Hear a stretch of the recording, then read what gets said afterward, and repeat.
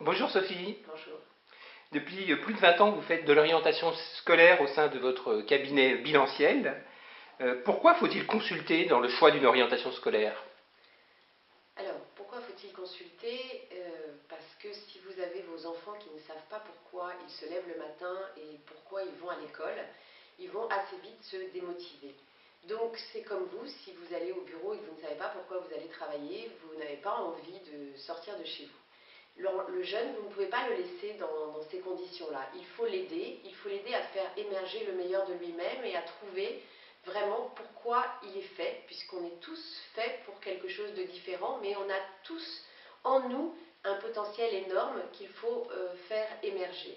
Et c'est vraiment ce que je vais aider à faire pour vos jeunes, et puis en relation avec vous, bien sûr, puisqu'en fait c'est vous après qui allez les aider et appuyer leur choix, surtout leur laisser la liberté de trouver ce choix. Et vraiment pour moi c'est très important de pouvoir les écouter longtemps, de comprendre ce dont ils ont besoin. Et voilà, je passe beaucoup de temps. Ça fait 20 ans que je suis passionnée par toute cette émergence de talents, tous ces jeunes qui viennent avec des directions différentes, mais chacun, ils ont vraiment un potentiel énorme.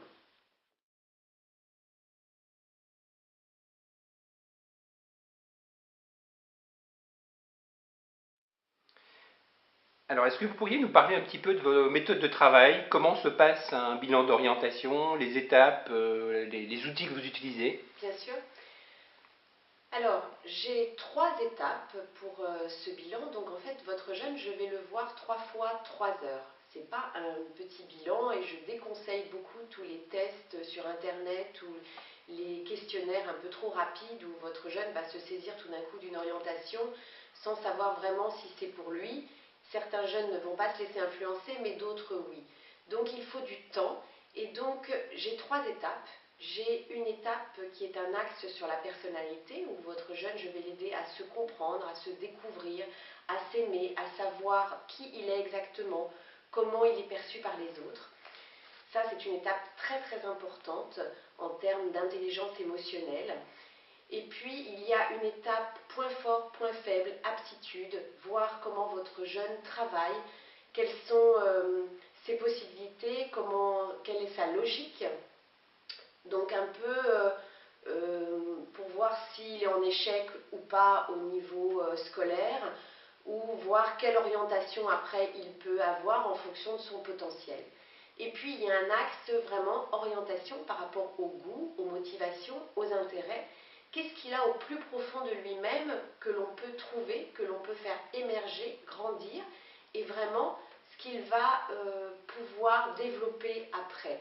Et là, bien sûr, sans l'influencer, parce que beaucoup de jeunes peuvent être influençables, et si je leur donne une profession, tout d'un coup, ils vont la saisir et ils vont me dire oui, mais si 2 minutes après, je leur en propose une autre, quelquefois, certains jeunes vont aussi prendre cette autre proposition.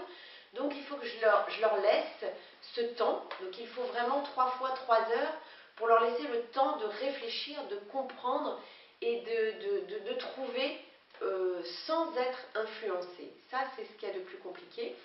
Et pour moi-même avoir 3 enfants, je les ai accompagnés sur cette voie où ils ont chacun choisi des professions extrêmement différentes, puisqu'il y en a un qui est dans les jeux vidéo, il y en a une autre qui veut être avocate, et il y en a une autre qui est dans l'hôtellerie.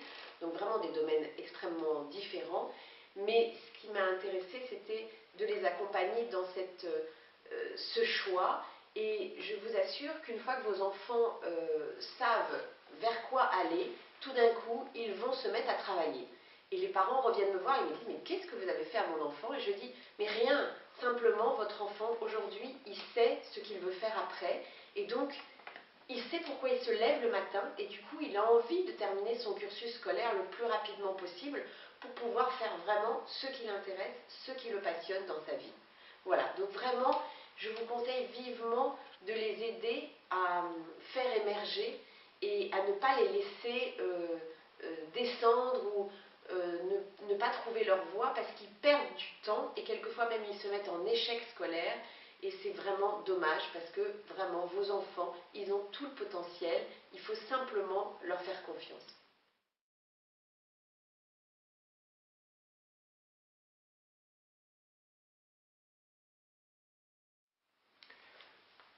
Sophie, quel est le type de suivi que vous proposez aux jeunes qui sont passés chez vous?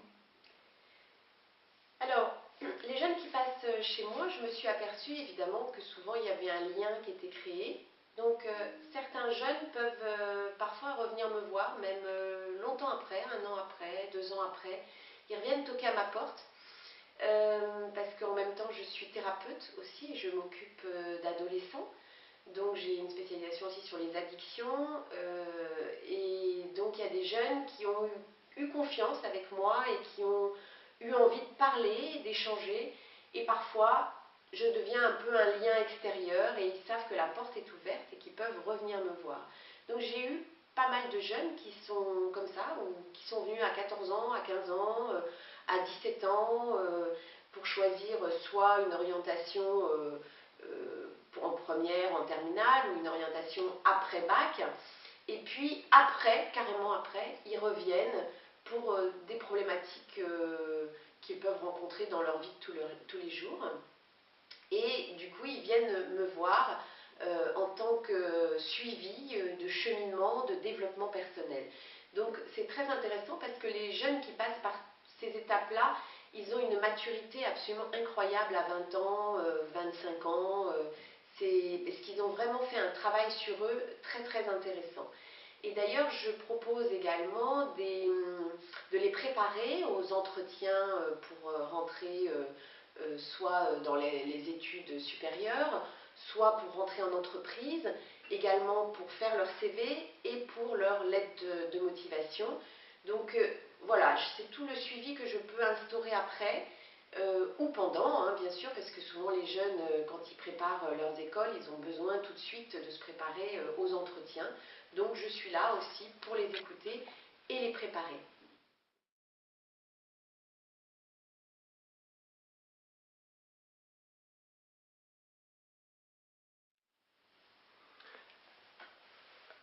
« 20 ans de bilan d'orientation, ça évidemment génère beaucoup d'expériences différentes. Au sein de toutes ces expériences, est-ce qu'il y a une anecdote particulière que vous souhaiteriez nous livrer? Alors oui, j'ai un exemple en tête qui m'a profondément marqué d'un jeune qui était en première S et ses parents étaient ingénieurs. Ils voulaient absolument qu'il fasse S parce que S, évidemment, c'est la voie qui, soi-disant, ouvre à tout. Mais si on n'est pas fait pour S, je ne sais pas si ça ouvre à tout. Et ce jeune est venu me voir, il était un peu catastrophé parce qu'il lui, il avait envie de faire du théâtre. Et donc, il voulait faire le cours Florent. Et du coup, ses parents ne voulaient pas du tout qu'il prenne cette voie-là. Et il était en première S, il avait un potentiel extraordinaire. Donc évidemment, tous les professeurs disaient qu'il fallait qu'il continue S parce que il en avait la possibilité et les capacités. Sauf que lui, il avait envie de passer en terminale L et de se diriger donc vers le théâtre. Donc je me souviens de cette anecdote parce que j'ai reçu donc les deux parents dans mon cabinet et ça a été un peu compliqué de leur expliquer que leur enfant avait envie de bifurquer et voulait absolument faire du théâtre. Et j'étais persuadée que cet enfant cet adolescent était vraiment dans sa voie. Donc je leur ai conseillé de le faire bifurquer. Et finalement, ils m'ont écouté, ils l'ont fait. Et ce jeune est passé en terminale L, et il est allé au cours Florent, et il est devenu dans les premiers, il a eu dans les premiers prix, et il a commencé, donc ça fait déjà 10-15 ans de cette histoire, mais du coup, maintenant il est intermittent du spectacle, il réussit extraordinairement bien dans sa voix, et cette famille m'a envoyé après tout un tas de cousins, de neveux, de nièces, et j'ai fait énormément de jeunes qui venaient par eux. Et ça a été vraiment pour moi vraiment une riche expérience parce que c'est vrai que j'avais un peu peur aussi, moi, de l'engager dans cette voie-là et de tout faire bifurquer, un peu avec une opposition des parents. Mais il y a un moment où je crois qu'il faut se faire confiance. Moi, j'avais vraiment ressenti cette ambition de ce jeune et tous les tests ressortaient vraiment dans cette capacité, cette possibilité. Et je pense qu'au honnêtement, s'il était resté en terminale S, il aurait chuté et il était déjà en train de se mettre en échec scolaire dans certaines matières pour prouver qu'il ne voulait pas rester dans cette voie-là.